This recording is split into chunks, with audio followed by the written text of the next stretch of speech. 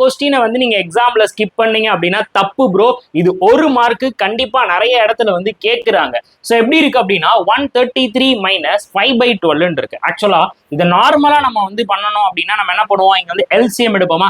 அப்போ 133 into 12 minus 15 divided by 12 அப்படின்னு சொல்லி நம்ம வந்து போடணும்.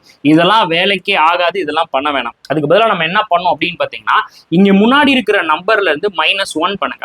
அப்போ 133ல இருந்து நீங்க -1 பண்ணீங்கன்னா 132. நெக்ஸ்ட் நம்ம என்ன பண்ணோம் அப்படின்னா டிவைட். நெக்ஸ்ட் நம்ம என்ன பண்ண போறோம், டிவைட் பண்ண போறோம். இங்க டிவைட்ல என்ன வேல்யூ இருக்கோ அதை அப்படியே போட்டுருவோம் 12. அதுக்கப்புறம் இந்த 12க்கும் இந்த 5க்கும் இடையில இருக்கக்கூடிய டிஃபரன்ஸ் வந்து பார்க்கணும். டிஃபரன்ஸ் எவ்வளவு அப்படின்னு பார்த்தீங்கன்னா 7.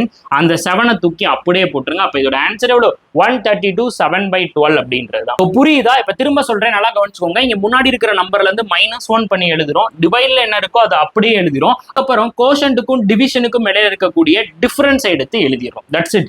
இப்போ இதே மாதிரி ஒரு தரமான சம்பவத்தை வந்து பண்ணி 11/15 ஆன்சர் என்ன அப்படின்றத கமெண்ட் பண்ணுங்க. மோர் இன்ட்ரெஸ்டிங் வீடியோக்கு நம்மள ஃபாலோ பண்ணி வச்சுக்கோங்க. நிறைய மேக்ஸ் அண்ட் ரீசனிங் ட்ரிக்ஸை நீங்க லேர்ன் பண்ணணும் அப்படின்னா நம்ம மணி மாஸ்டர் ட்ரிக்ஸ் ஆப்பை இப்போ டவுன்லோட் பண்ணி வச்சுக்கோங்க. அதுல ஸ்பீட் மேக்ஸ் அப்படின்ற கோர்ஸ் இருக்கும், கண்டிப்பா யூஸ் பண்ணுங்க. தேங்க்யூ.